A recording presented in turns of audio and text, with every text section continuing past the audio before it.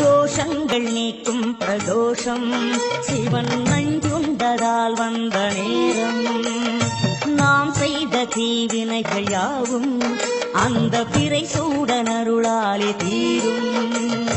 தோஷங்கள் நீக்கும் பிரதோஷம் சிவன் நஞ்சுண்டதால் வந்த நேரம் நாம் செய்த தீவினைகள் யாவும்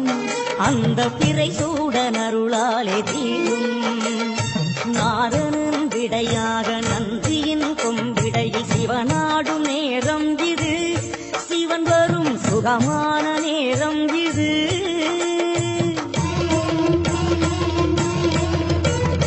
கருணாகரன் சுத்த சிவமானவன் கருணை பொழிகின்ற நேரம் இது வரம் தருகின்ற நேரம் இது